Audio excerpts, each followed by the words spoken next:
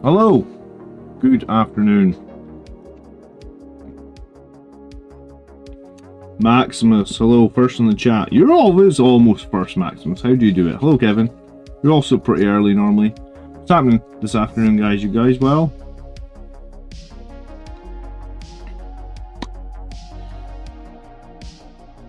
So I'm just painting a couple of models that I'm going to need for next weekend's GT. So I'm going to spend a little bit of time doing some of that. I'm having such a nightmare with this camera, though, honestly. The camera is doing my head in. The autofocus on it is just being ridiculous again today. Afternoon, Campbell. Apparently your notifications do work well. Cool. Sometimes those YouTube notifications are a joke. Sometimes they do work well. Just seems a bit random, doesn't it? Cool. So I've got a Scout with a missile launcher. It's funny that, because now Scout's knives actually have 1 AP. Now would be the time to really focus down on the knives. But, do you know what? I probably needed a Scout with a missile launcher for a hot minute, so it's not going to hurt to get one ready.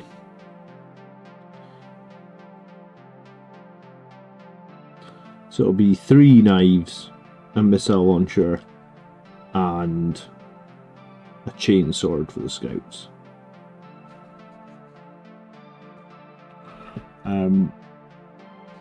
Hold on, I need to put the chat somewhere I can read it a bit better. Chat. There we go. Oh, gotta sign in. God damn it. What is everyone working on this afternoon, though? Hello, Matt. Maximus is going to build 3 Outriders, plus a Chaplain on a bike. Do you know, I think the Outriders and the Chaplain on the bike might be quite cool in the Angelic Inhibitors detachment. You know that? Maybe I'll try that after the GT. I only have 1 Chaplain on a bike, but I mean, I've got a Captain on a bike I could possibly proxy. I know there's no such thing as a Primaris Captain on a bike, but I made one a while back.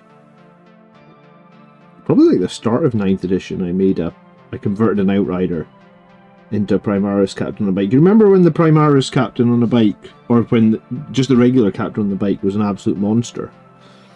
He could have like a 3-up invulnerable save, and he could have a feel no pain, and he could have a reroll a save every turn. That's when I converted my Captain, because I was like, oh my god, I need a Primaris Captain on a bike, he'll be so good. Miles. Outriders are good in Blood Angels, Miles. I take it you forgot that I won that tournament with them. Before Outriders were cool, by the way. Got my army painted and it's ready a week ahead. Good for you, dude. I mean, mine's ready in that, like, everything's got 3 colours on it and stuff, but it won't quite be like fully pro painted. It'll just be sort of battle ready painted, I guess.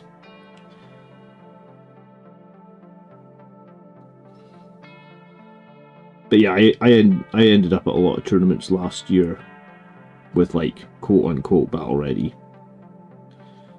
Just didn't quite have time to paint everything quite as well as maybe I would have liked. Do your Blood Angels go faster when they're red? Yeah, they do, and they get +1 damage and +1 strength because they go faster. So as far as I know, they're the only strength 7 Outriders. Strength 7 Outriders with 2 damage and +1 to wound actually sounds kind of cool, though. I think it's definitely worth trying. I haven't got round to making my video about the Eldar yet, but I'm going to. I'm going to unbox all the Eldar stuff in the near after the GT. I'll get round to opening up all the Eldar and figuring out what the hell I've got. I'm excited to have a second army, though. So now I'm in dilemma, do I sell all these 1,000 Sun models that I bought? Because I've got 1,000 points of 1,000 Suns. Is there another data slate coming? Well, the data slates come every 3 months, give or take. So there's one in December, so I probably guess that means you'll probably get one either late February, early May, right?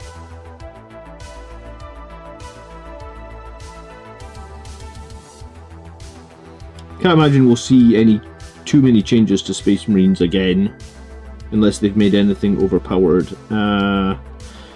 Maybe Sternguard in that detachment where they can get like devastating 5s and 6s and reroll everything will get changed.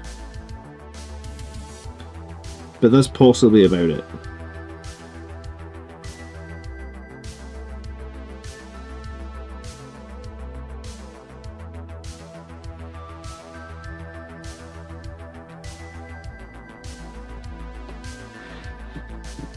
Make Death Company great again. Oh, well, yeah, I mean... Death Company aren't in a great situation, that's for sure. I think the problem with Death Company is that, like, Lamartes plus 10 are still seen as somewhat competitive. So, they're probably... I doubt they're going to unnerf the points on the 5-man unit. So, like, if Games Workshop just think, well, Death Company are okay, if you use Lamartes plus 10, they might just leave them, and the only way to really play them will be Lamartes plus 10. But here's the thing, there's like 7 data sheets in the Blood Angels Codex for Death Company. And at the moment, one of them with one specific character is good and all the others suck. It's interesting, isn't it, right? Because it's like, why give us a codex with 7 Death Company data sheets in it if we can only use one of them and we have to take a very specific character? It's not great. I kind of hate it when they do that, when they release codexes and it's like, you just got a new codex, but 90% of the options are shit. I mean, that's kind of what happened with the Space Marine Codex when it first came out as well, right? Like when the Gladius Codex came out all those years ago now, it was like, oh, cool, here's the new Space Marine Codex, but you know, there's a lot of stuff in the Space Marine Codex that even to this day, I mean, the Space Marine Codex was, I think, the first codex in 9th edition, right? Like, nobody runs Gladiator Reapers except Iron Hands, maybe. Nobody runs Gladiator Valiants, period. You know, very few people run Storm Speeders. Aggressors got nerfed into oblivion. What else? Up until recently, up until I guess like last week, no one was running Reavers. You know, they do have a tendency to put out codexes with like absolute terrible data sheets in them and no one's running them. I guess Intercessors and Heavy Intercessors only now, maybe you're getting some people to run them finally. So, yeah. I hate it when a new codex comes out and there's like only 1 or 2, like, it's so obvious which are the overpowered options, and that's what you should always take, kind of thing. Hello, Peter. Are Death Company on foot any use? No one really runs them, dude. They're basically assault intercessors with eviscerator. And they have no OC, which means you kind of need to take a chaplain to make them viable, or possibly have to have a chaplain close to them. I don't know. I don't see a whole lot of people taking Death Company on foot. I mean, it just doesn't happen. I mean, I suppose they're not horrible, but like, they're not seen as super competitive, that's for sure. Hello, Peter. Tactical squads are the most certainly not OP.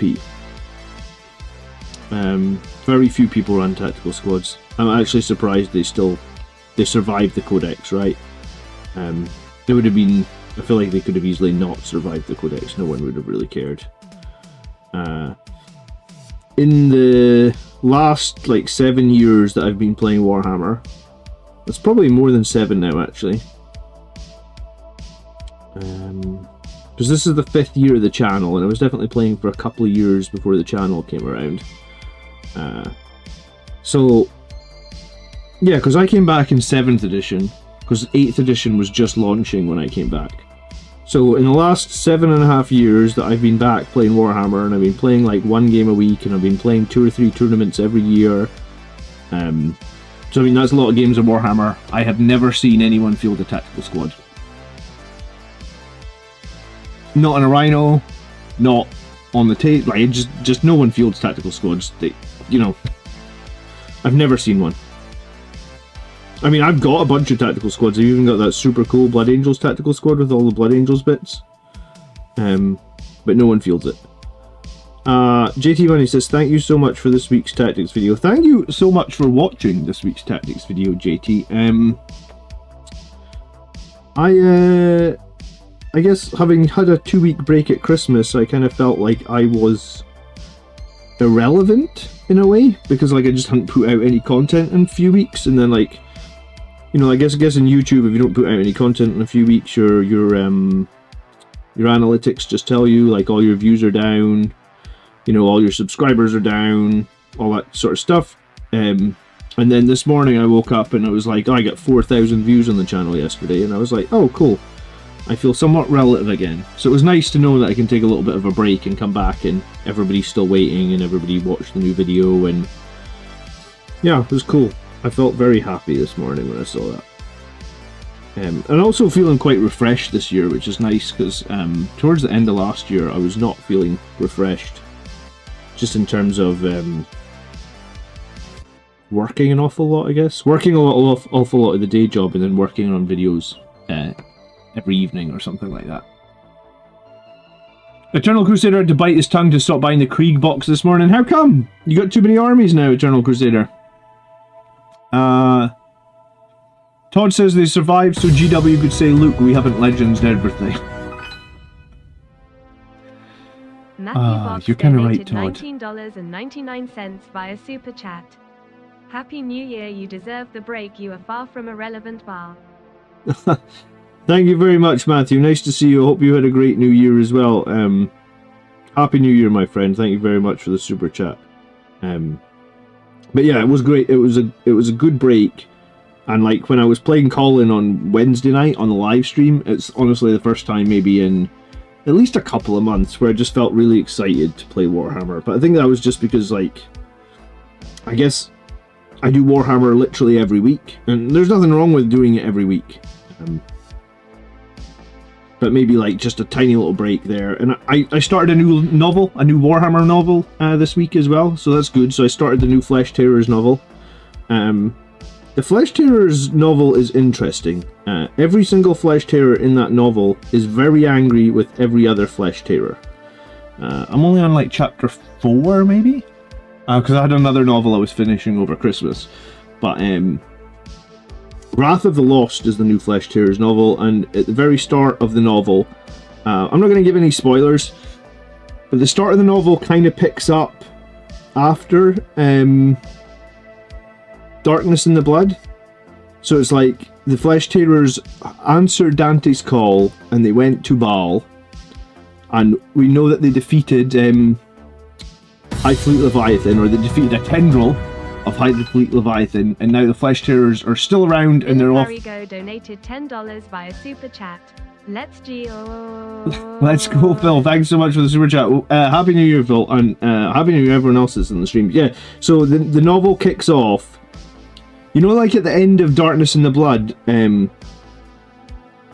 High Fleet Leviathan had been defeated, and like the Blood Angels were basically going around all the worlds in that like Red Scar, the part of like Imperium Nihilus that Dante was like lording over, and they're like saving the worlds, and they're like purging the Xenos, and I guess dealing with any chaos and stuff like that, because I think that's covered a little bit in the Astrath book.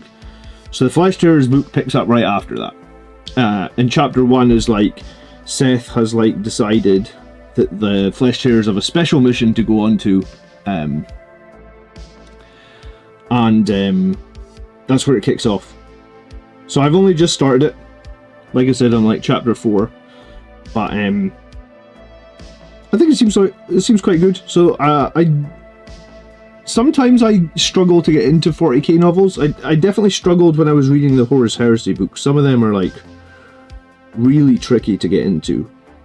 But having got like 4 chapters into this Flesh Tearers book, I think I'm good with it. So I'm going to, so that's the next book I'm just gonna, I'll read like 4 chapters a week or something and crack it out. I might even do a review of it, because I've never done a review on the channel, but I might do a book review. Bill, thanks so much for the $10. Do appreciate it. Hope you had a great new year. Between this past week's video and Vanguard Tactics Jack taking Angelic Inheritors to LVO, I'm going to be testing out the Angelic Inheritors detachments, as JT Money. I'm going to test out Angelic Inheritors after this tournament, because I had to submit my list this week for the tournament, and I've had a lot of practice with Liberator Assault Group. I guess I've been playing it for 6 months. The tournament that I won in the summer was like right before the Codex dropped, so it was actually like, it was a Sons of Sanguinius list that I won the GT with in the summer. So this will be my first tournament with Liberator Assault Group. So we're going to do that, and then after that I'm probably going to experiment a little bit with Angelic Inhibitors. Sorry, I keep wanting to call them Angelic Inhibitors. Angelic Inheritors. For the Most High says, Death Company and Drop Pod. I think GW will keep the Drop Pod model. It's probably the only thing that will survive from Firstborn. See, a bunch of people think that the Land Raider might survive from Firstborn. I mean, the problem with putting units in drop pods, at least for Blood Angels, is units want to charge, and the drop pod doesn't give any advantage on charging. Right? You still need to make a 9-inch charge, and 9-inch charges, as we know, are pretty unreliable. Like a 9-inch charge is like a 27% chance. With a reroll, it's not even 50% chance. It's like 48 or something. So it's just a bit risky, I guess, to try and do drop pods with charging units, maybe with shooting units. Someone said somewhere that the novel is just Flesh Tearers bitching at one another. Yes, it definitely seems like the Flesh Tearers are very angry with one another in the novel. But I mean, I'm enjoying the novel so much. My biggest problem with 40k books is they're often badly written. I don't know if I would say they're badly written. I would say that they go into a lot of like really descriptive detail and like it's hard to put. It's sometimes I think they try and you know, like in Star Wars they might just say like it's a bulkhead, but in 40k they might like try and describe the bulkhead like in all this like grim dark detail, and I think sometimes you just want to say like, hey, it's a bulkhead. So I think that's the thing that maybe people perceive as bad writing. Like it's just overly dramatic for everything, and I feel like sometimes it doesn't need to be quite as overly dramatic, but maybe that's just my opinion on some of the things that happen in the 40k universe. Peter says 50, I think it's Danish currency, SECK. Any thoughts on Blood Angels without Blood Angels specific detachment to benefit from Oath +1 to wound? Is it okay? Yeah, I actually think it's really good, and a bunch of people have been saying it's really good, taking no Blood Angels specific units. So you do that by taking Terminators, you do that by taking probably Blade Guard, Jump Intercessors, Outriders. I think there's enough units there that probably give you, I think if you've got nothing Blood Angels, then I think you probably have to go a little bit harder on those Terminators, Peter, because I think you still want like some really hard hitting stuff. So you've got those Terminators with their friggin' strength 10 power fists that can get +1 to wound. And I think that's how you do that. So maybe like you need like at least probably 2 squads of Terminators and probably at least a squad of Blade Guard. So either like, well, I suppose you could do it with 3 squads of Terminators. So like 2 or 3 squads of Terminators, a squad of Blade Guard. You don't take anything specifically Blood Angels. You take Jump Assault Intercessors, you take Outriders, and I think I said Blade Guard already, and then possibly like the other thing that I saw someone doing with that, because I'm going to a tournament this weekend, or like next Saturday I'm going to a tournament, and I saw someone is doing that detachment, and they're taking 3 Vindicator tanks. So I mean the Vindicator tank with Oath of Moment basically means that it's going to be hitting on hitting on 3s, rerolling hits, but then wounding on 2s, because it's going to be strength 14 with +1 to wound. I feel like strength 14 with +1 to wound is pretty great. Torva says he feels like the Land Raider is pretty iconic. Yeah, I think the Land Raider might be the one. If a Firstborn model is going to survive, or a Firstborn, yeah, I guess a Firstborn model. I think if something Firstborn is going to not be removed, I do kind of agree that I think it's probably most likely to be a Land Raider. Right. Swedish, thank you so much for the 50 Swedish krona then. I do appreciate it. Sorry, I thought it was Danish. I don't know why I thought S was Danish. Maybe Denmark have their own currency as well. Maybe it's DEK. Thank you very much, Peter. I appreciate it.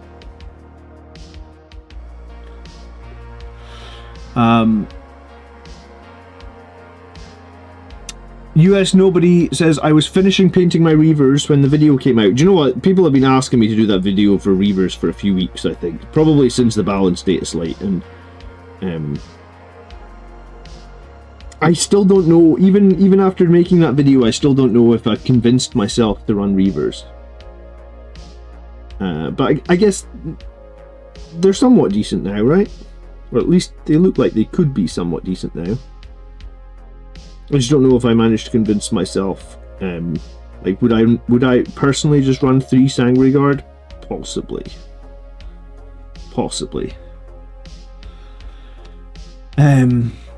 Hello, Trivial Pursuit. I think the Twitch is working again, because I think you were asking on Wednesday night if Twitch was broken for me, and it was broken for some reason, but I think it's working again. So I think we're back live on Twitch for yourself and whoever else watches on Twitch.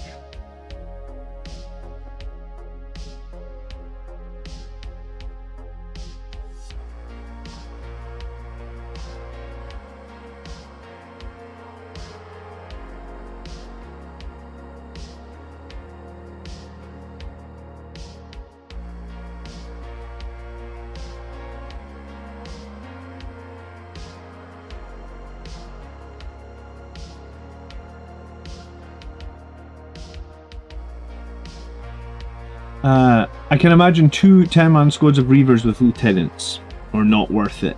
I mean, I think that the tricky thing with the Reavers, at least in my opinion, is like they kill like those MSU units that we were talking about, right? Like they can kill like a unit of, they can kill a character, and they can maybe kill like a small unit of Space Marines, like a unit of intercessors or something like that. But like that's all they can kill, right? So like maybe you have what, like if I was going to run them, I'd run 1 squad of them so they can kill that 1 character and or 1 enemy unit. Because for less points you can run 3 Sangre Guard, and 3 Sangre Guard can kill a lot more, right? Like Sangre Guard can also kill an MSU unit, but they can also get fired on into like elites and tanks and stuff like that, and their AP3 is really, really useful. So I feel like as cool as that Reaver squad maybe is, I feel like it's got 1 use. And like you might run into, let's say you fight against knights, for example, like your opponent is a knight army, then your Reaver unit doesn't have a whole lot of uses into knight's army, because their strength 4 is going to be like wounding knights on 6s. Whereas like the Sangre Guard have strength 8.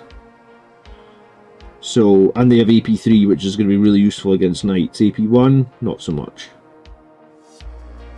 So, yeah, like I don't dislike the Reavers per se, but I guess I feel like there's other units that we could take, like the Sangre Guard, that are just going to be more likely useful into more different enemies. Torva says, I haven't played since 7th edition, I just got my first new Dreadnought, I love the model. Very cool. Well, welcome back. I hadn't played since, like I think I played in 4th edition, and then I came back in at the end of 7th edition, so I hadn't played in probably about the same amount of time, like 10 years almost I hadn't played.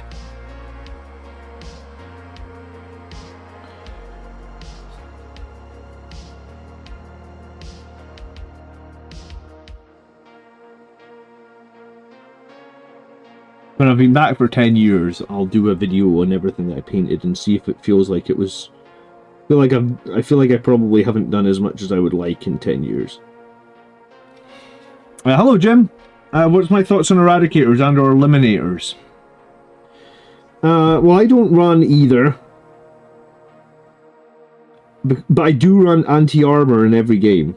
And my anti-armor literally comes from Ballistas Dreadnoughts and Predator Destructors. That has been like my staple for the last 6 months.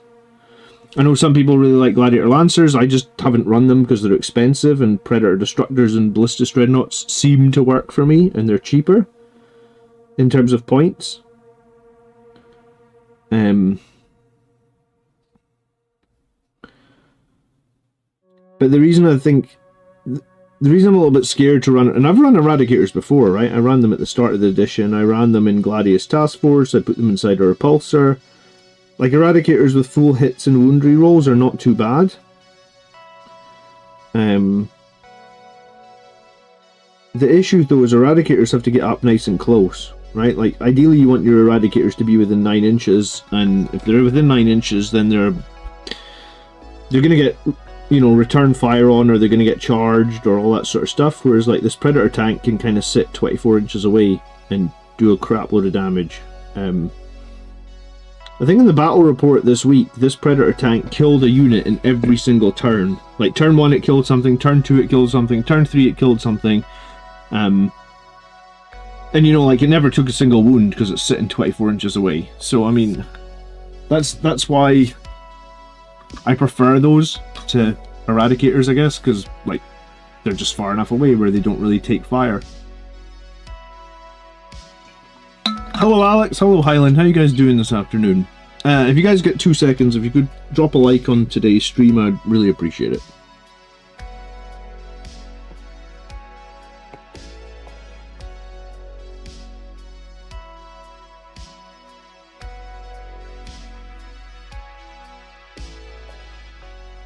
So, I mean, Eradicators are fine. I think if you're looking for anti-tank, I probably prefer Eradicators over Eliminators, because Eliminators don't have great strength. I mean, Eradicators don't have great strength either, but they have the rerolls to wound, right? And I guess that builds in some reliability to them. So yeah, I think I would run Eradicators before I ran Eliminators, and I've got both those models, by the way. I think I've got 6 Eliminators and 6 Eradicators. I've run Eradicators in 10th edition. Like, if you have them in a Repulsor, I suppose they're not bad, or a Land Raider, you know, like pop out, shoot. What's good? Palm City Samurai just ordered some Gladiators. Can't get myself to order Firstborn models. Yeah, I mean, I stopped buying Firstborn completely, man, because I feel like it's too risky. At the start of 10th edition, I'd done a commission right at the end of 9th edition. It was kind of funny, right? My commission at the end of 9th edition was a Vindicator tank, a Vindicator laser destroyer, actually, Ironclad Dreadnought, and a Terrax Siege Drill. So I commissioned 3 vehicles, and, like, you know, commissions aren't super cheap, so I spent like $500 on this commission for 3 vehicles. And then 10th edition came out in Legends, every single one of them. And I was just like, you've got to be joking me. So yeah, no, I'm kind of on board of that. For me, that was like the straw that broke the camel's back. I just stopped buying Firstborn stuff at that point, because it was like, oh my god, what a waste of money that was. I don't play Legends. My friends don't want to play Legends. And I don't play Horus Heresy, I just play 40k. So, for me, that was just basically like taking $500 and flush it down the toilet. And when I get the models back from the commission painter, I always go over them to make them look like they fit in my army. Because commission painters are never going to match your color scheme 100%, right? They can do, for me, it feels like, even though I tell the commission painters what I want, it's never going to be 100%. It's going to be like 90%. So I spent like $500, and then still probably spent 10 hours of my time making sure that all the transfers and the shading and everything matches the rest of my army.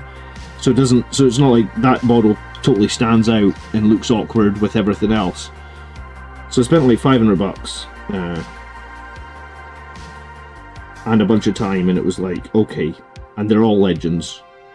I never even... Do you know what? I never even finished I did the Tarak Siege Drill. I did in the Laser Destroyer, but I never actually finished the Ironclad Dreadnought. So I've got an Ironclad Dreadnought that's like 90% painted by a commission painter. I would have to finish it, but I just don't see the point, because it's like... So now it's just stuck in the pile of shame. Do you think we'll get a Primaris Jump Chaplain next edition? Yes, probably. Because every edition... Like... Yeah, if you think about it, if we go back, right, before the Blood Angels refresh, like our 9th edition Primaris character was Mephiston, right? And then like our 10th edition Primaris character was like Dante. I mean, I guess we got a lieutenant as well. Lieutenant Tolmeron. I actually don't know if they still sell his model. I mean, he's just a lieutenant that had a power sword. Maybe he had like another weapon option, I don't remember. Bolt pistol and power sword or something. But I feel like every edition they give you one character. So like, it probably makes sense that they didn't refresh Seth and Corbulo, because one of those two characters is probably going to be the 11th edition Blood Angels character. Because they're going to need like one Primaris character for 11th edition, so it's probably going to be Seth or Corbulo. And then that means, will the Space Marine, like, will generic Space Marines get a new character? Yeah, 100%. Like, at the start of like, literally the launch box, every edition is new Space Marine models. That's why they had to Legends all the other Space Marines, because they're always, like, throwing out new Space Marine models every 3 years with the launch boxes, right? So, yeah, I mean, you're probably right. You'll probably... If I had to guess, like, right now, what they might give for 11th edition Space Marines, I mean, you could probably just do it by, like, what kits, or what Firstborn kits are they going to be retiring, right? And I would say they're probably going to be retiring Vanguard veterans, right? Because, like, Vanguard veterans, we feel like they're on borrowed time. They've got that weird heirloom weapons, whatever you want to call it. So do we get, like, a Jump Chaplain and a squad of Vanguard vets? Like, is that in the box set for 11th edition? Maybe. I wouldn't say that's too far a reach, right? And we basically know 11th edition will be next summer, because they're on this like I guess it's just like a 3-year life cycle. Like, nothing's going to change the life cycle at this point, I feel like.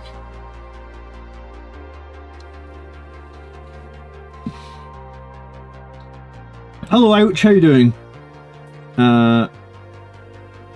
Any Firstborn tanks I want are all going to be Horus Heresy versions. Well, I mean, that's probably the safe way of doing it, because then if they get Legends, you can still use them in Horus Heresy, right?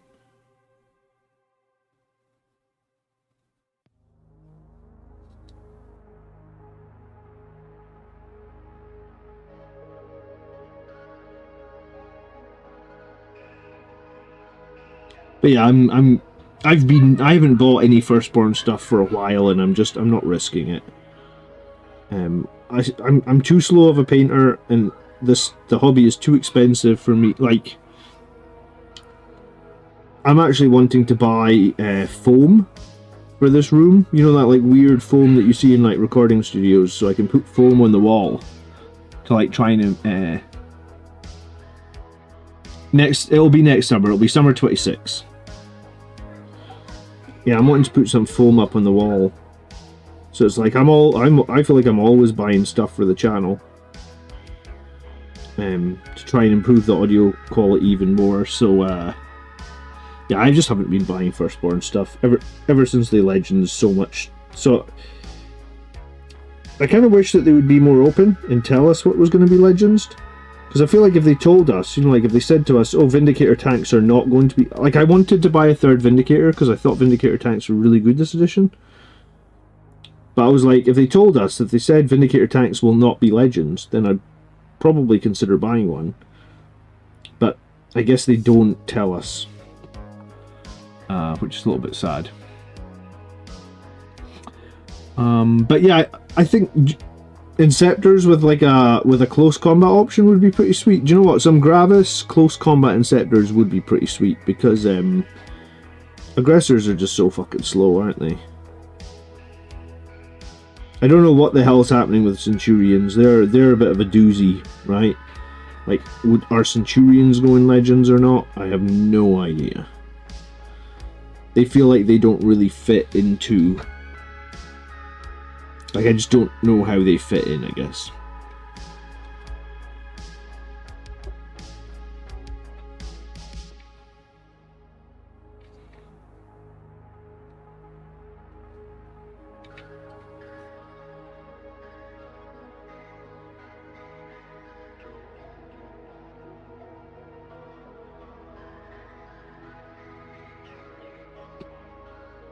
Aggressor Centurions, maybe? Yeah, I kind of like the... I kind of like the Centurion models. They remind me of the old cartoon, like, when I was a kid. There was a cartoon here in the UK called, like... I think it was... that had, like... something like those Centurions in it.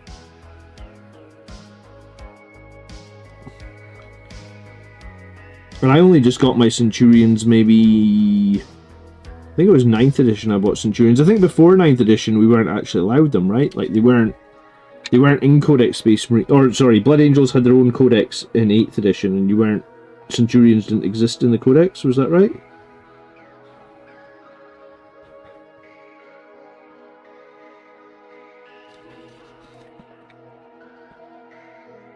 Do we think Centurions will survive 11th? They're, like I said, they're a bit of a... They're a doozy. Who knows? Who knows? I mean, not many people are running out to buy too many Centurions. I mean, that's the only thing about them, right? Like, I have 3 Centurions. I don't think I've ever run a list. Unless you're doing that crazy Vanguard list that, like, came out earlier this... I guess last year, where, like, Centurions were kind of broken. Do you know what? I played against Ultramarines, actually, when they used to get all the Guilliman buffs, and they used to run, like, multiple Centurion squads. But yeah, I think for Blood Angels, I don't think many people would run more than 3 Centurions.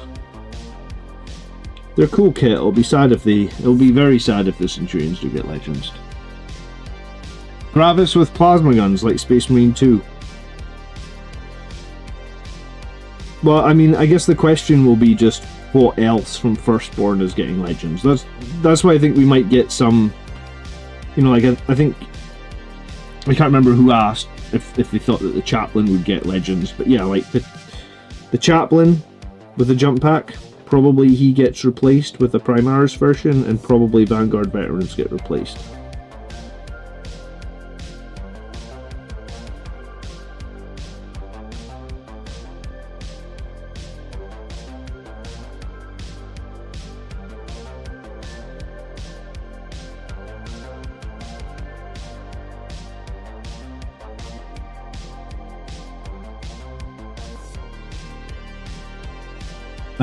What new tanks do you think they'll make? Well, I mean, they know that people really love the Vindicator tank, so are we going to get like a hover Vindicator tank? But also, I mean, the Primaris tanks feel weird to me, right? Just because there's like the 3 versions of those Storm Speeders that barely anyone runs. There's the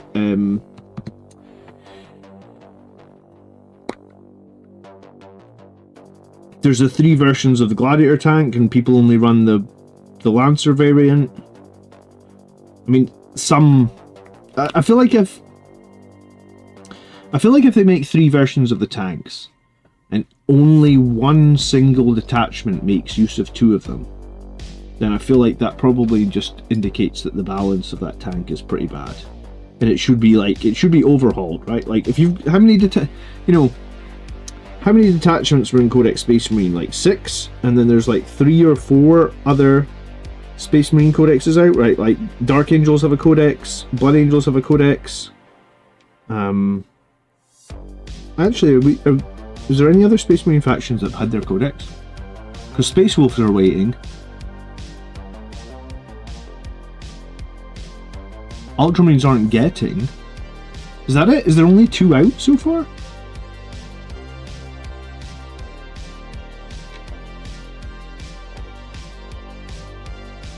Templars, did they get, they got their, the Templars got theirs?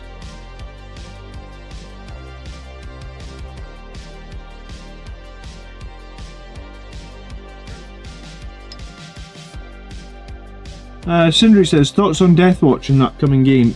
They're getting their own book, right? Or like their index got re-released at Christmas, right? Like that's what happened? There's no Templars out yet? Okay, so basically like...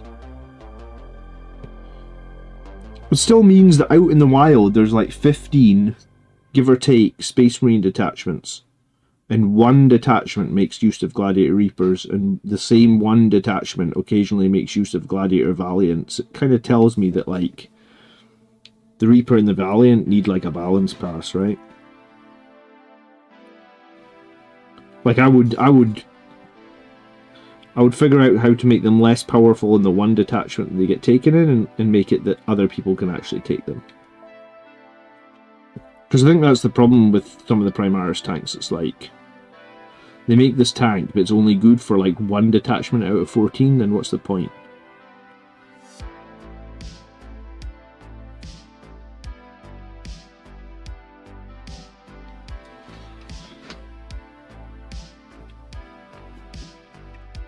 A cheap transport that can actually carry 11 dudes would be nice, yeah.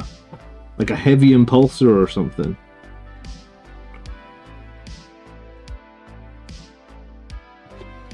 Maybe they just need to sell, they won't do this, but maybe they should just sell a separate part that's like a roof for the repulsor. And if you have the roof, you can put 11 dudes in it, but you have to give up the firing deck.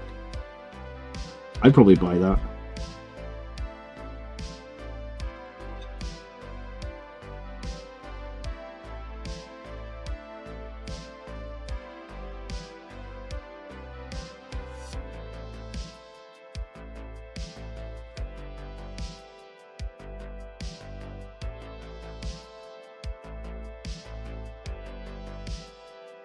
Do you know what? I do like when they give somewhat okay rules to like 20-year-old models, because I've honestly had this Predator. So I had this Predator, I think, before I went to university, which would have been like, I went to university in 2001, I think. So I've had this Predator in a box for 25 years. And I like it when they give the old, like some of the old models like that's why I don't think they needed the Legends things. But I guess it's extra work to keep the balance of all those old things in check.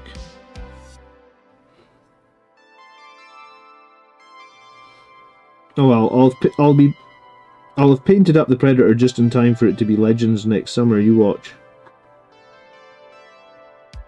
25 years in a box just to get a coat of paint a year before it goes into Legends. How about that? The Hammerfall bunker could be made viable. The Hammerfall bunker is such a miss, right?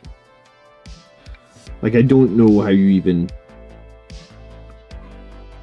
The fact that it can't control objectives, even though it's a friggin' bunker that you can sit on an objective, is so dumb. Don't forget to like or subscribe to the channel. Yeah, thanks bot, I appreciate it.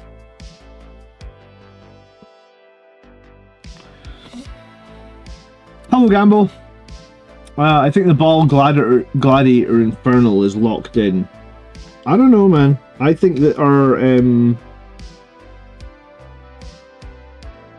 I don't know if they're doing, like, I don't know if they're doing chapter specific kits the same way they used to do them. Really, I don't think they are. I mean, I think the Death Company Dreadnought kind of showed that they don't think of it the same way anymore, right?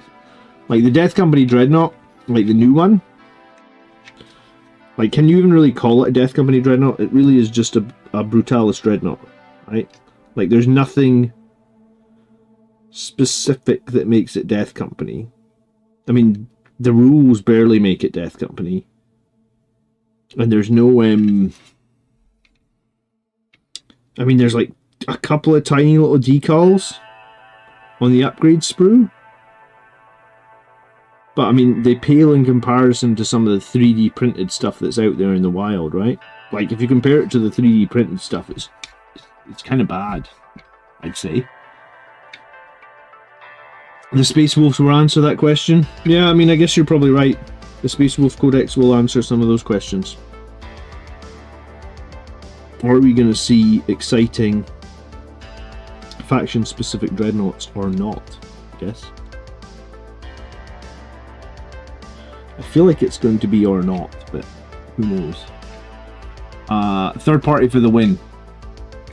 Yeah, I mean, I'm all for third party stuff being good and being used. Like, I use a lot of the third party stuff, but it does make me a little bit sad that, like, that's the option that we have. Like, Games Workshop just aren't producing the quote-unquote first party stuff that's good for individual chapters anymore. I'll be back in just 1 second. I'm going to switch out this pitch black water.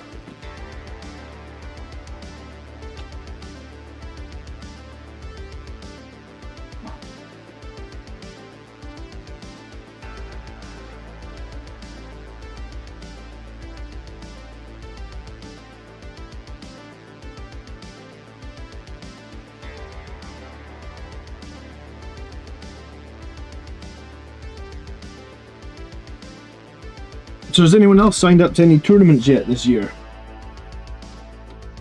And if so, when are they and what are they? I know someone was saying in chat this week that they're off to the Nottingham GT next week, or sorry, Super Major maybe? They certainly aren't making very many flyers anymore, and fortifications are kind of pointless, yeah.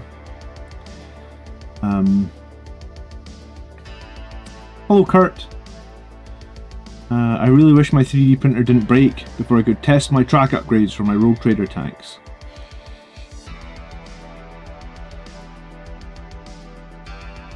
There's a lot of places that are doing good 3D prints now, though.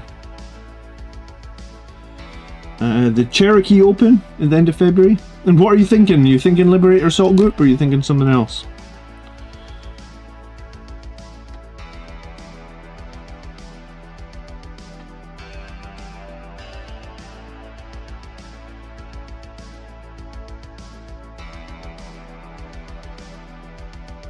Do you know what? In in my 2-week holiday, I don't want to say I overate every day, but like I just ate whatever the hell I wanted every day, right? Like if I wanted crisps, I just ate crisps. Every cupboard in the house was full of chocolate, so I just ate chocolate all the time. And then this first week back, like Monday just passed, I decided that that's it, right? Like the diet is back on. And I decided to go straight back into my fasting, because I've been doing fasting for the last 6 months. So I went straight on to like the 16-8 fast. So that means like 16 hours a day you do not eat anything, and then you have to eat all your meals in 8 hours. And it has been so hard this first week back, honestly.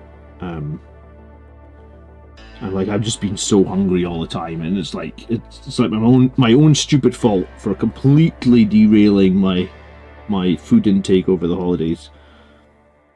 But you know, it's the holidays, alcohol not every night, but lots of nights of alcohol.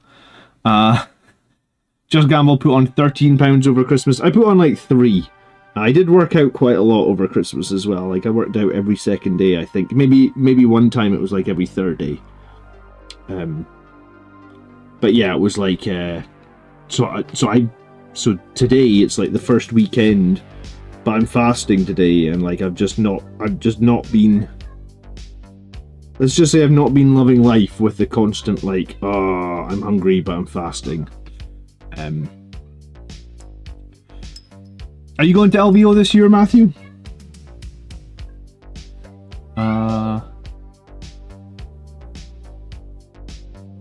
VT says, I return to the hobby in the summer. I'll probably take me until next edition before I have enough points to field an army. you know, I was going to say you should try and find some friends that maybe don't worry about playing super competitive and super painted, right? Like, my friends are quite good like that. We often let people proxy models or run grey models, you know, like, if it's just a practice fun game, not everything needs to be super painted, you know. You don't need to penalise people 10 points because, you know, like, especially if they're new or they're just returning. I feel like if you can just be like, alright, you're returning to the hobby, you don't need to have a fully painted army. If half of it's painted, we won't take any points off you. I feel like that's a fairly good step to have. You're driving to LVO now and you get there on Thursday? Well, good luck, man. I didn't realise you were off there this year. How, Oh, I do. Oh, do you know what? I remember now. Yeah. You sent me a list to review before Christmas. How confident are you feeling on your list? Do you know what? With the 2 weeks at Christmas as well, I think my brain like reset. I forgot. You know, like my first day back at my day job, I just basically sat for like half a day, going like, "What the hell was I doing before Christmas?" Because my brain is flushed everything out of it, and all it's. The only thing my brain knew for those 2 weeks was, like I said, where the chocolate and the crisps and the snacks were in my house. That was. It's pretty snowy here today. Do you know what? When the stream finishes, I'll show you out the window. It's pretty difficult to go out, I suppose, here in Scotland today. It's -6 degrees. That's not the coldest it was been. It was -9 overnight. But yeah, we've been having a lazy day in the house today just because it's been so cold again.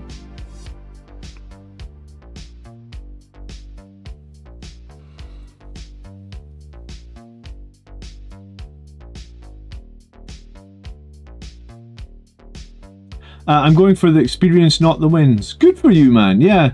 Do you know what? Sometimes when you're going to an event to have fun, if you go to have fun as your first priority, you will probably have more fun than if you win the event. Because there was a couple of times last edition where, you know, Blood Angels were really uncompetitive. I think it was like 2 years into the edition or something. They gave us Armour of Contempt. We were super competitive. That was when Jack won. If you remember, Jack won the LVO with Blood Angels. Because every single unit for Space Marines just had Armour of Contempt all the time. And Armour of Contempt, we know, is better on units that have like a really good save. Like if you have a 2-up save, you get more value out of Armour of Contempt than if you have a 3-up save. So Blood Angels obviously survived pretty well last edition with like Sanguinary Guard having a 2-up save, and Sanguinary Guard being super mobile, and you could take them in any size squad you wanted. So Blood Angels won the LVO because our whole army had Armour of Contempt. And then the season afterwards, my god, the season afterwards was tragic. Blood Angels had the lowest win rate. I think we were second bottom win rate with Death Guard. So basically, after flying high, we got plunged to the absolute bottom of the pack. And I went to a tournament where, like, I went to a tournament during that, you know, like maybe I booked the tournament before, or maybe it was just the time of year. Sometimes the tournaments I go to really depend on like family and my kids. You know, like if my kids are at nursery or something, I can get to a tournament. If they're not, I can maybe not go. So I'd gone to this tournament anyway, where Blood Angels were, for lack of a better word, were just dog shit. Like our army was just not strong, and I kind of expected to get beat by everyone. I think I did okay. Let's say I got like 3 wins out of 5, or like maybe it was like 2 wins and a draw. So like it wasn't great, but it wasn't completely horrible either. You know, player skill does still factor in and stuff, but because I went with like really low expectations, and I knew that the army was in a tough spot, every single game, if my opponent did anything that, like, you know, they could have done a better move or something, I would point it out and say to them, you know, like, hey, you know, you could have done this and that would be stronger. Or, you know, when they were going to do something, I would say to them, like, hey, are you sure you want to do that? Because you could do this and it might be better. And I just try to be super helpful. And that was the event I won Best Sportsmanship too. So,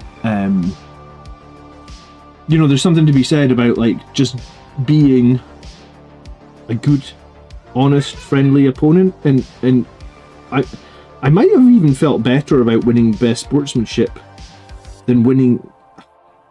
You know, like, winning an event is great, but winning best sportsmanship was kind of also great. And I feel like when I won best sportsmanship, I probably made more friends at that tournament. You know, like, because when you win the event, you essentially beat everybody, and then maybe you don't make the same, like, friendly connection. But when you win best sportsmanship, it means everybody you played was like, wow, that was a really good opponent, I had a really fun game. So there's something really positive to be said about going to a tournament to learn and have fun. And if there's one takeaway is, like, if there's another season where Blood Angels are absolutely terrible, I will still probably go to a tournament and I will still try and be that person. And it's good. Sounds like you needed to get the Reavers on the table. Yeah, I mean, I think if we'd had Reavers, Cambo, then yeah, we would have been top tier army, right? Of course, that's what the problem was.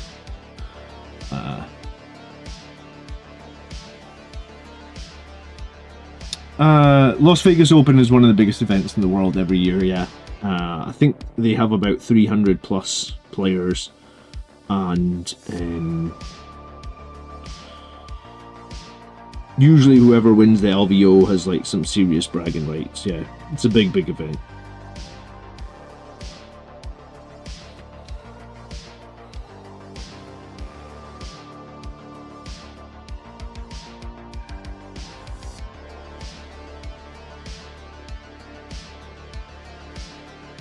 $1,200 tables this year. Holy damn.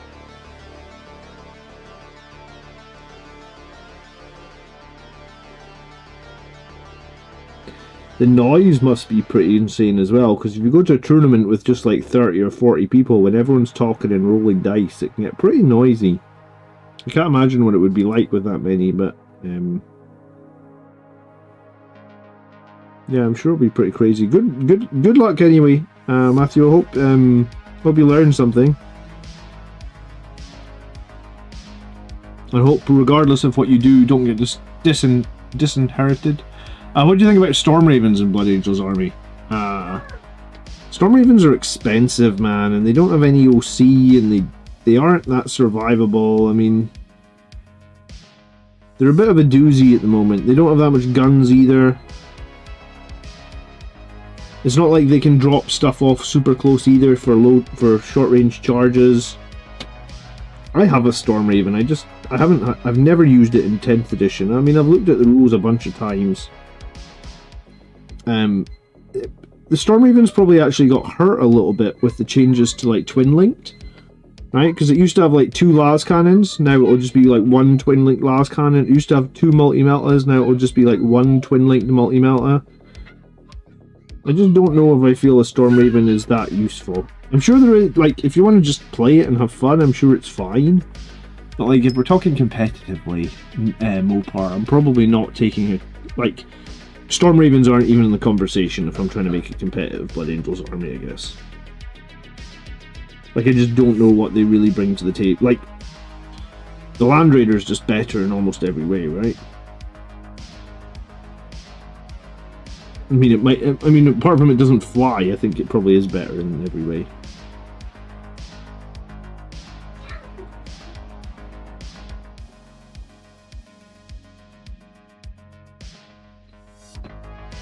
Good day, Brandon. Hello. With the Shadow round, the winner plays 10 games in 3 days. Yeah, I can't even imagine, dude. After 5 games in 2 days, my brain is basically done. And I usually, if I go to a tournament, usually by game 5 I start making mistakes. So like 10 games in 2 days, in 3 days, I don't think I've got the stamina for that. I mean, maybe everybody's making mistakes at that point though. So maybe it's not as big an issue as I think it's going to be, because everybody's tired and everyone's making mistakes, but yeah. 10 games of 40k in 3 days is insane. Like I said, 5 in 2 days is already tough. Is there any reason I don't run Battleline? I just don't think the bonuses of Battleline are good enough, man. I know that in some matches I can potentially get, like, not screwed over, but have to worry a little bit about my opponent having battle line. But then I just use a unit of jump intercessors and kill their battle line, and then it's even. So I'd rather just have more units like jump intercessors and just not worry about battle line, I guess. But no, I'm aware that I am not running battle line. Yeah. I mean, regular intercessors are better for battle line now. Assault. A lot of people run assault intercessors. They're good for battle line. I do remember when all the Primaris tanks could fly, it was broken. That's what the hot tub is for. All right, Matthew. If you enjoy LVO and you come back here and you're super excited, maybe in the future I will make it to LVO and we'll, I don't know, we'll find a hot tub we can meet up in. Chat Blood Angels with I don't know what you drink in Las Vegas. Actually, I've never been. Some people run battle line. Yeah, some people run. What did I say? Assault intercessors. They're a good battle line choice for Blood Angels.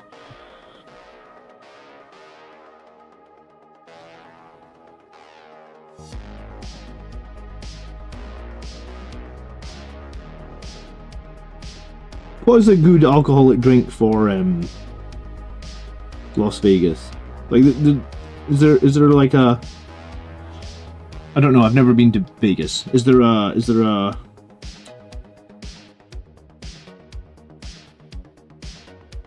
You know, like you've got the Manhattan if you're in like New York, I assume, right? Because, well, it's named after New York, right?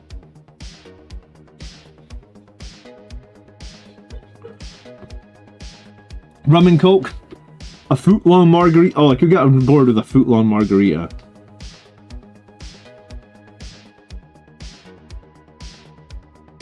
I don't know how well I play 40k the day after a foot-long margarita, though. I think that would be the problem, right? No, I actually do want to go to LVO one year. I just, I guess, like, coming from Scotland, I think the flights alone would be, like, the best part of a few £1,000s. So yeah, I think all in all it'd probably end up costing like £5,000 or something, so, but yeah, no, maybe 1 year. 1 year. I'd like to.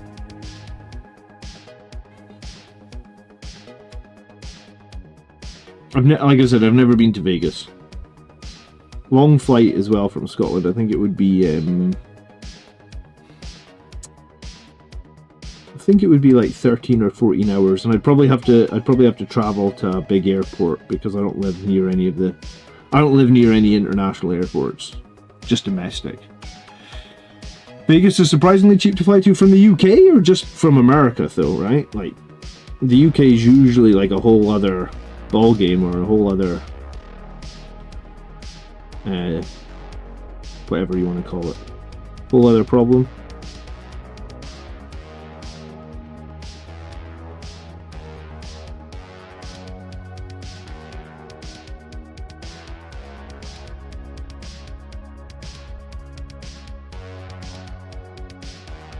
Get BEC to LPO. Well, it also needs to be a few years away anyway, Highland Phoenix, because like I'll be leaving the wife and the kids for like 5 days, I guess, minimum. And I think my kids are too young to leave with my wife for 5 days. I think that's like that's fine. That gives me a few years to think about how we're going to get the money together. It's a very generous offer, Matthew, but yeah, if you're still here in 5 years, let's talk about it.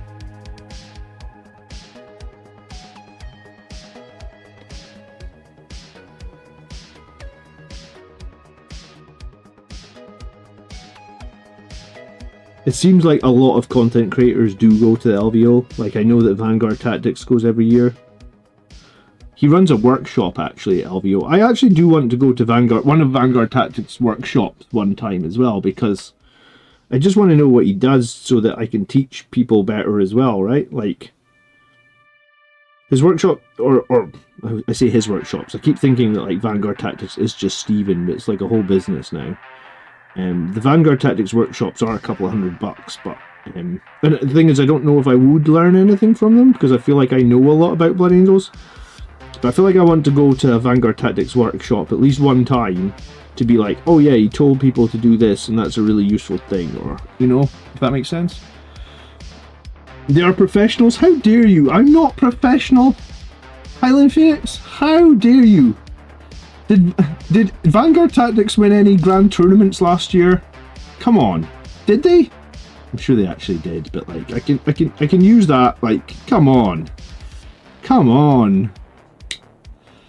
Oh, I have another job. That's what you mean? Okay.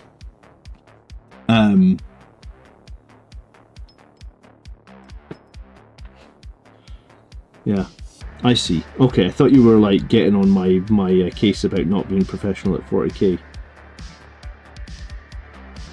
Do you know what? If I do well at this tournament this week or next weekend, you won't ever hear the end of it, Highland Phoenix. So you better watch out. I don't feel confident with Liberator Assault Group at the moment still. So I'm not expecting much from this event, to be honest. I feel like I'll win my first game, or maybe I can win every game on day one and then take it from there. But I definitely feel like there's stronger armies. It's more a way of thinking. Have you been to a Vanguard Tactics seminar or whatever they're called before JT Money?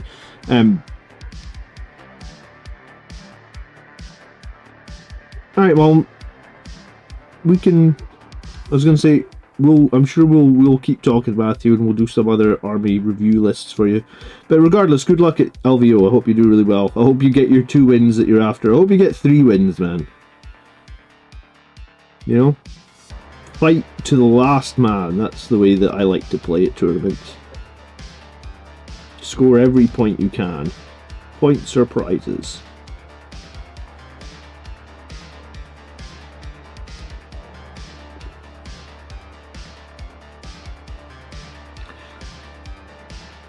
Another creator, Java Balls, is my dear friend of mine. He's painting Lamentors, a Land Raider for me, thinking 3 Land Raiders. Yeah, do you know what? I like Land Raiders a lot more when you could give them an invulnerable save.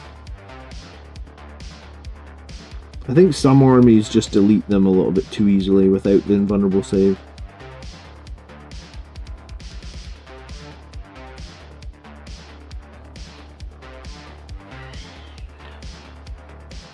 I need to listen again to be useful and spend some time with her. Why do I need to listen again to be useful? I was thinking of reading it again at some point. I really enjoyed that book. But do you know what? Ever since I read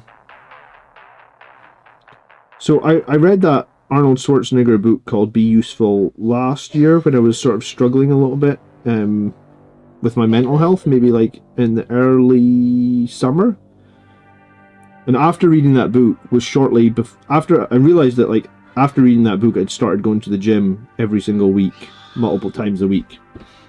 And I think going to the gym every week has really actually boosted my mental health massively, dude. Because like just when you feel healthy and stuff, it helps so much with mental health.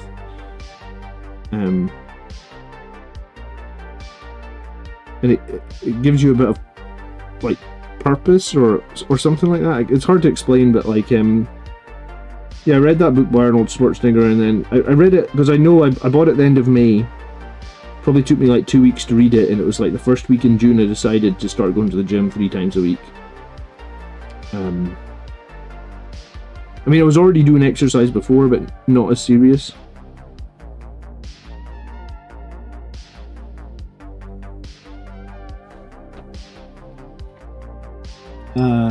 I usually get happier at the bottom tables. Yeah, like I said, you make the best friends at the bottom tables, I feel like.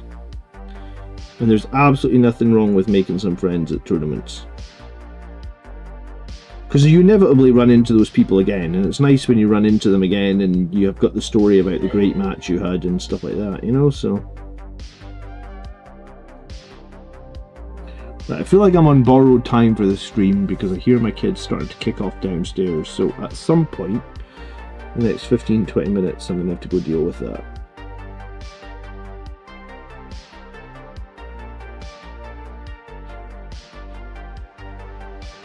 Made some okay progress on this scout though, he's getting there.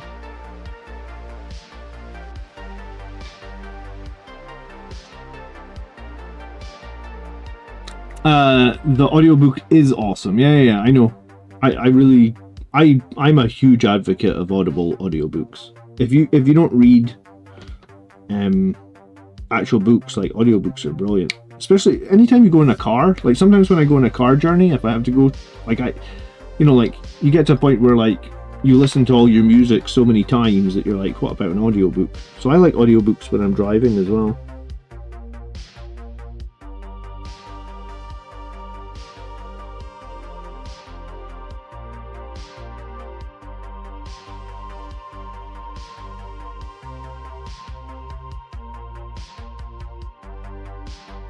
I'm not actually reading the new Flesh Tears novel, right? I'm listening to it on Audible. And it's good. The voice acting on Audible is usually pretty good.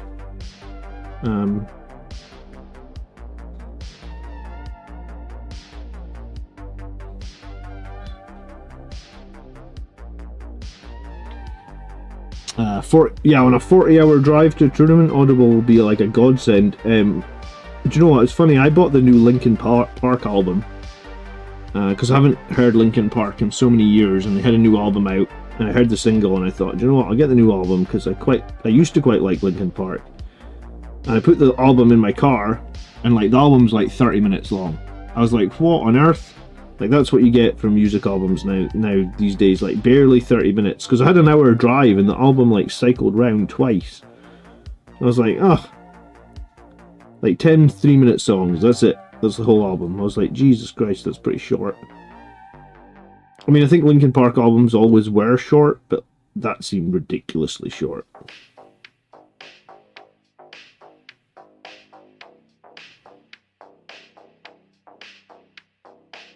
But yeah, I've got like an hour and maybe like an hour and 10-minute drive to the GT next week.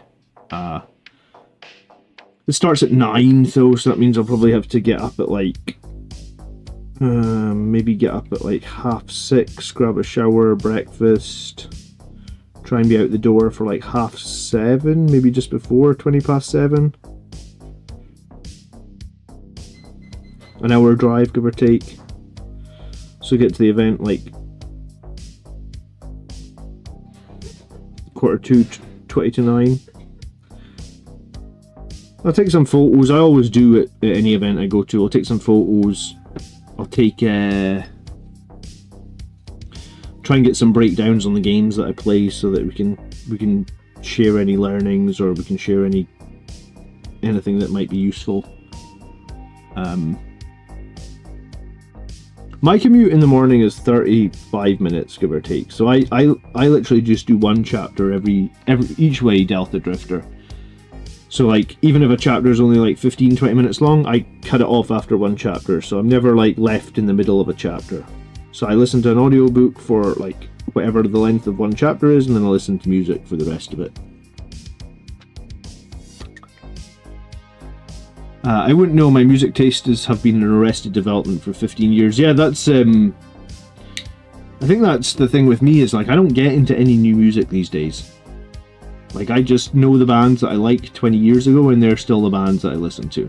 And very occasionally, because they're 20-year-old bands, they release some new music, and occasionally I listen to it, and sometimes I don't bother.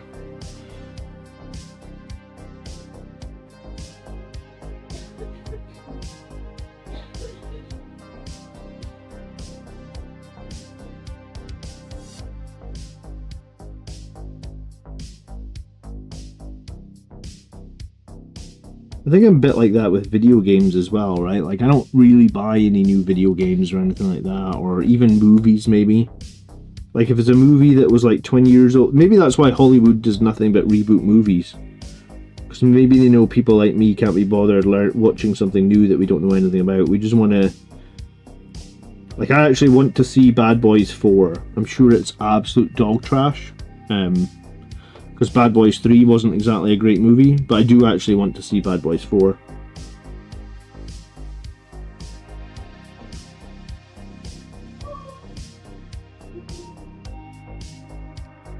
But yeah, we saw The Matrix 4. Oh my god, that was bad.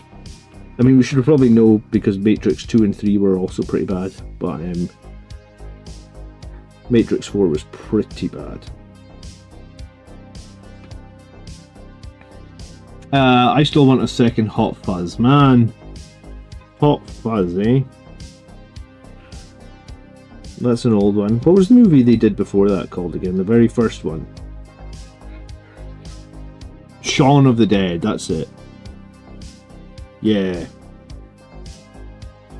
I like Shaun of the Dead. That was a good one, wasn't it?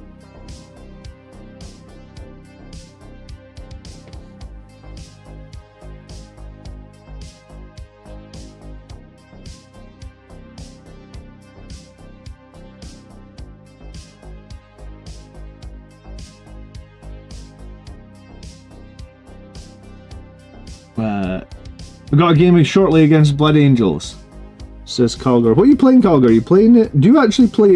Have I asked you this already? Do you actually play Ultras, or do you play something else?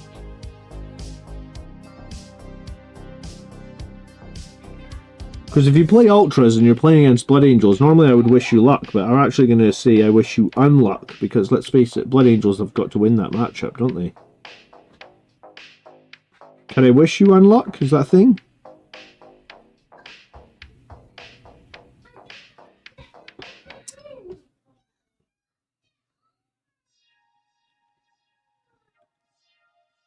Matrix 4 was bad on purpose. The creator resented having to make it. Did they have to make it for money?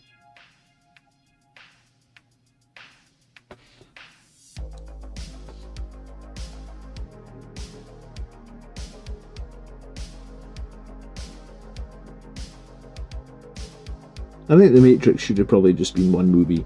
The first movie was brilliant. Everything else has been a bit poo.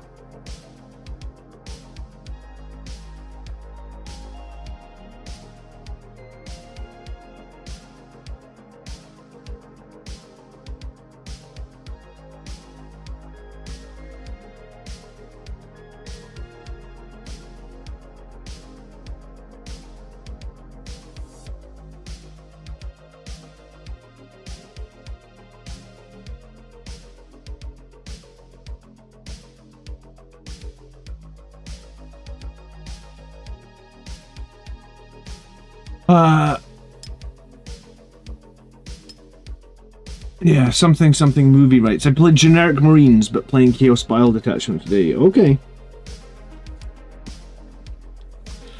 How are you finding Generic Marines with the +1 to wound? Are you really liking that on the Oath? Or have you not felt it's as... Because a lot of people for Blood Angels certainly seem excited about that +1 to wound on the Oath. I plan on trying it, I just haven't done it yet.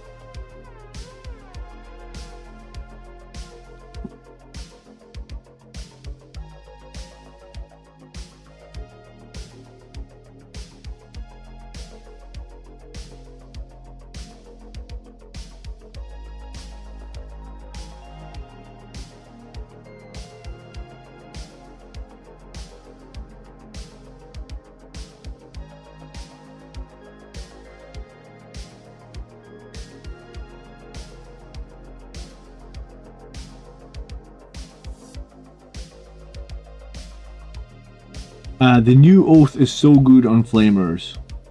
My Bernie lads are wounding knights on 5. Do you run aggressors with your Flamers then, Fatson?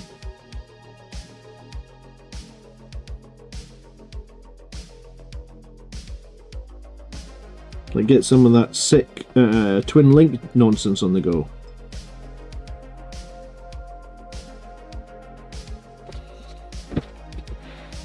I assume so.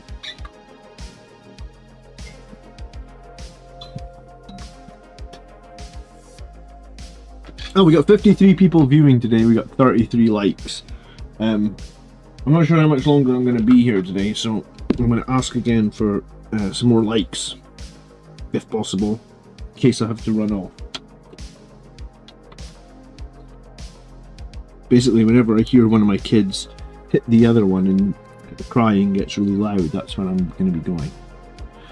No, not yet. My latest submission, 20 Infernus and 2 drop pods. Infernus with +1 to wound actually sounds pretty nice, must admit.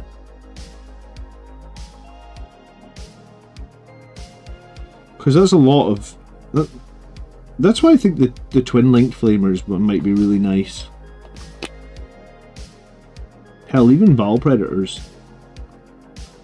Ball Predator flamers with +1 to wound. I mean, Redeemers. Yeah, Redeemers. Bota says, I put together a lag army with no Blood Angels for the new Wrath. Outriders are great, but the All-Stars were Assault Intercessors out the Repulsor. I guess the Assault Intercessors have reroll on all their wounds potentially, right? Sternguard would be good as well, I imagine.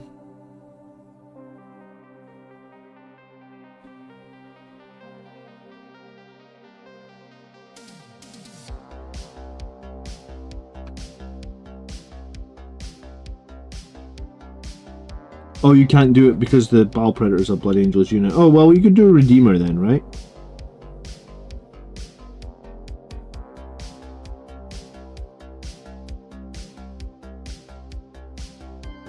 Put something like Blade Guard, something that could benefit from the oath changes inside the Redeemer as well.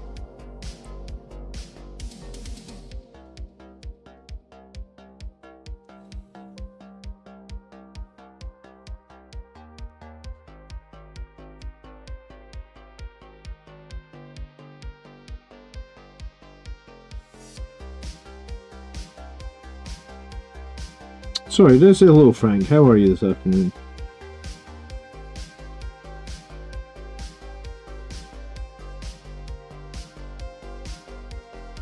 Man, just sitting in this room today, my feet feel cold. Scotland was like, I think it was -7 this afternoon. I don't know what the high was going to be, but I feel like the high was definitely not freeze. Like the high was definitely less than 0 degrees. Like the high might have been like -2 or something. It is very cold today. Normally when I'm streaming, I usually like kick off my slippers because like the extra lights and cameras in this room heat the room up. And like if I don't kick off my slippers, they'll get too hot. But today I'm just frozen, man.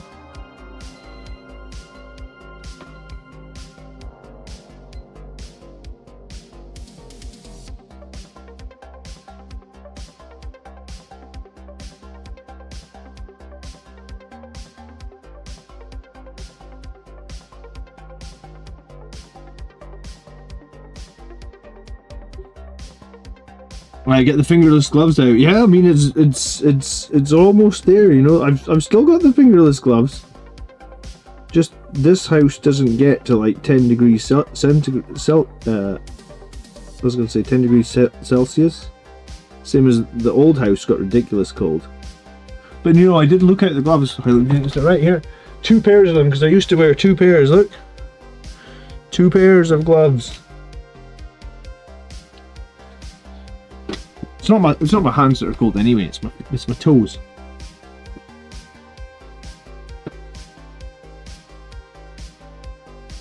God, I'm so glad that I don't have that old room with the glove that I had to wear. Basically, I had to wear gloves every day in that, except like the peak of summer. Ridiculous how cold that house was. Everyone's going to start somewhere in the housing market, though, you know.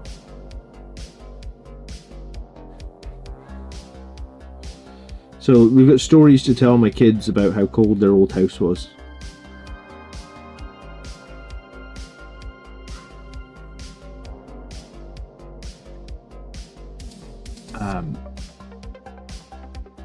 Oh yeah, if you're in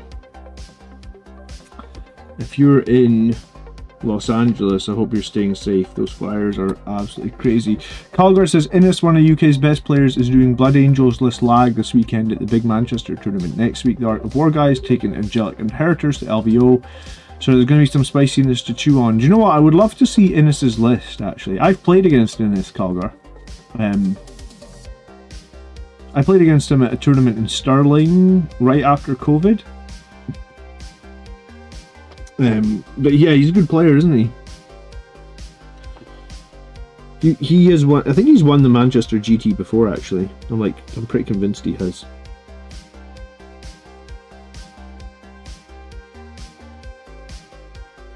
I think he's maybe won it with like Iron Hands. I think he maybe also won a big event with like Nids, because he was running like a crazy amount of what are the ones that get the indirect fire for the Nids?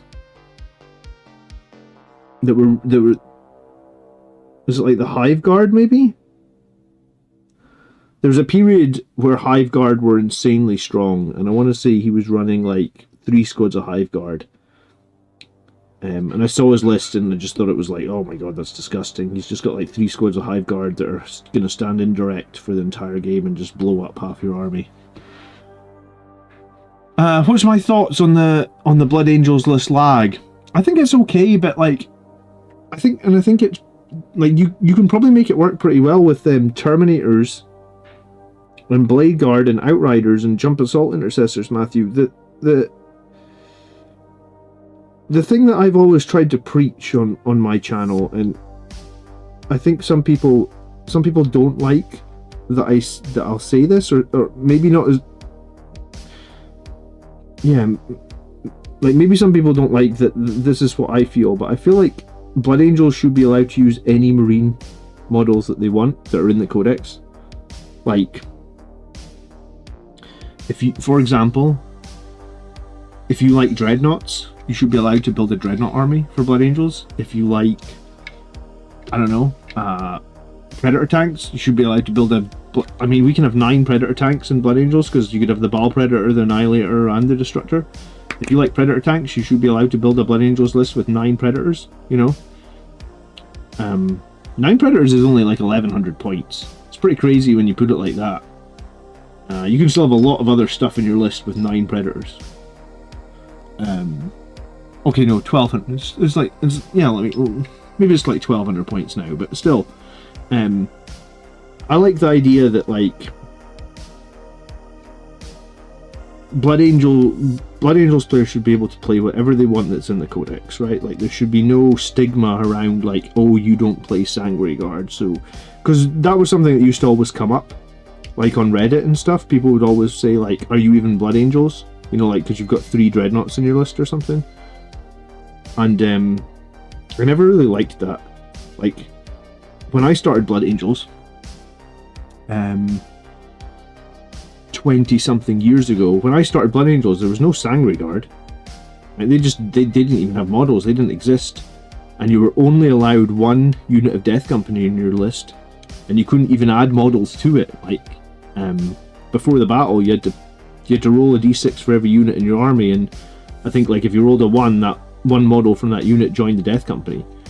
So it's like, when I started Blood Angels, like if we go back to 2nd edition, I was playing stuff like Dreadnoughts, Attack Bikes, Tactical Squads, Jump, well, they're not Intercessors back then, was it? Assault Marines.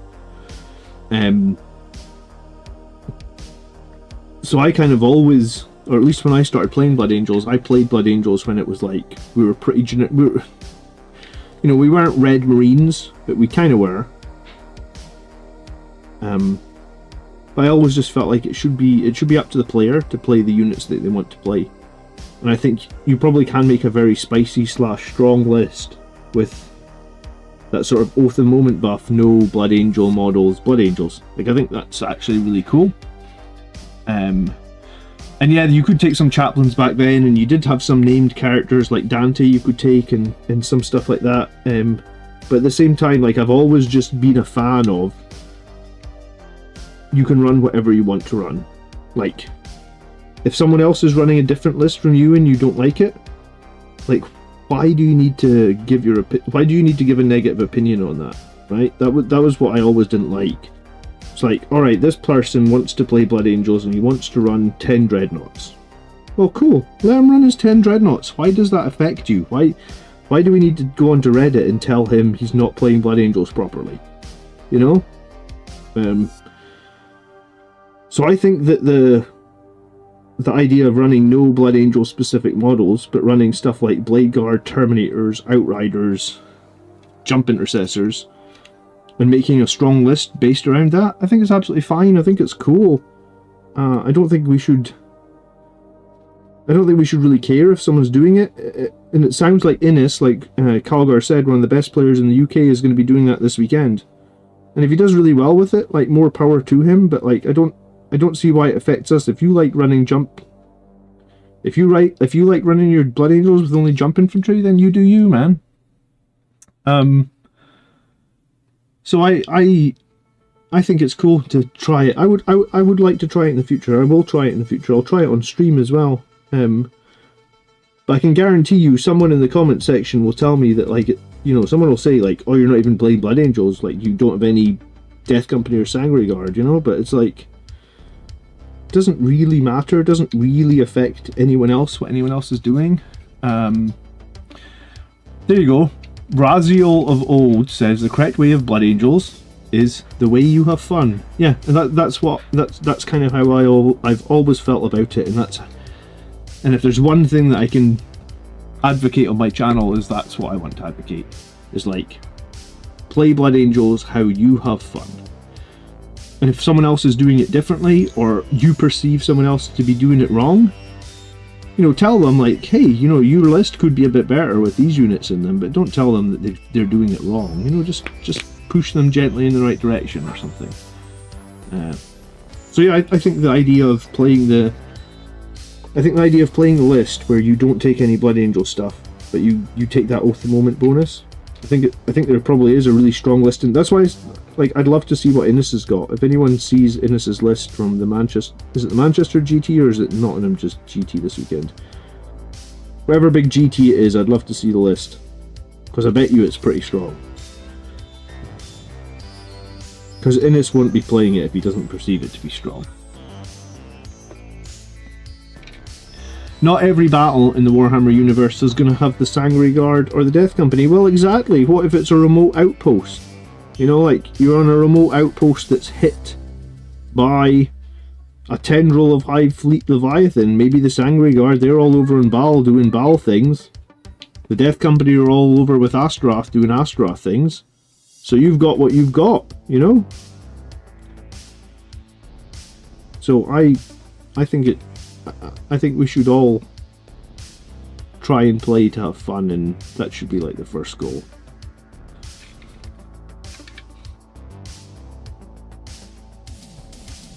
Those lists should be locked and available. Yeah, I mean, they probably are. I just don't subscribe to BCP, I guess, Serenade. Some beautiful person from the channel will find it for me and send it to me, though, because that's always what happens.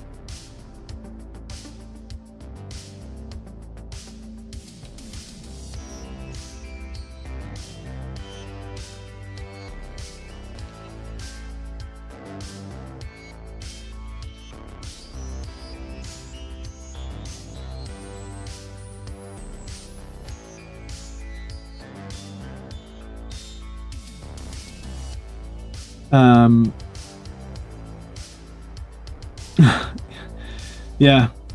Is this a proxy predator? No, it's the ancient predator. Like, this is what a predator looked like circa like 1992 or something. Like, this is the very first, this is what a predator looked like before, like, this is a crazy ancient predator. Alright, I hear my wife saying dinner's on the table for my kids. Right, where do I want Innes's list? Can you DM me on Discord, dude? Or can you... Are you in the Discord?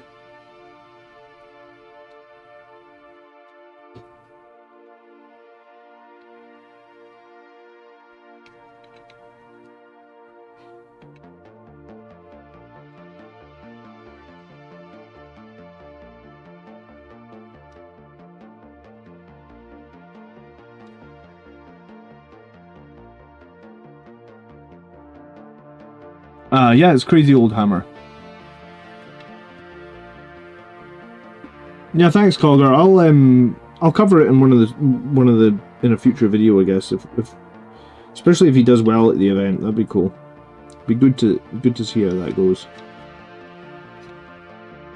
But yeah, so thanks so much for hanging out today, guys. It's been nice to see you all. It felt really good. I appreciate everyone that watched the tactics video yesterday, because, you know, when you've been away for a little while, you start wondering, like, should I have a holiday? I know that my channel's not getting many views, etc, etc. So, no, I really do appreciate the support of yesterday's video, and just the support in general. It's very... You guys are very kind to me, I appreciate it.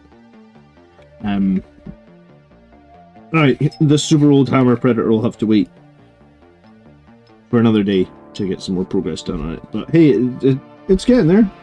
Like I said, it's gonna be painted just in time for it to be Legends. That's what I was aiming for. I was gonna say, do I even have the... I used to have the crazy old Predator box. I think I've thrown it away now. Yeah, I had the box that one came in, but no, it's super ancient. Any thoughts on the Sternguard Dev Wound Melee Bomb? Yeah, I think it's good, Jim. I mean, Sternguard with full hits and wound re-rolls. I think I'd add a Sanguinary Priest to them as well, right? Because if you add the Sanguinary Priest, you get AP, 1 AP in melee. So you get all the dev wounds. You can put them in reserve, bring them in, get all those dev wounds from shooting, then make a charge. Get EP from the Sanguinary Priest, have a feel no pain for when the enemy target you and try and kill you. I think it's good. I think, you know. Yeah. I'm gonna say, let me see if I can still... Thanks, love, I'll be down in a sec. Let me see. Can we see the snow out there? Is there a reflection on the window?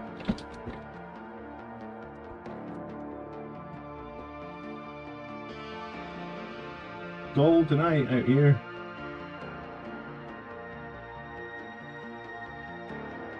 Oh, there, it disconnected. Took it too far away from the connection. Alright, have a great evening, guys. Thanks very much for watching. We should be doing the Army List show tomorrow night, I guess. Because we haven't done it in a little while. And tomorrow night is Sunday. So I'll probably see you guys tomorrow night, standard time, which is 8 PM. That's usually when we start the show, isn't it? So I'll probably see some of you guys tomorrow, 8 PM. We'll be live with the Army List show then. So have a great evening. Thanks for watching. We'll see you tomorrow night. Peace. Good night, guys. Take care.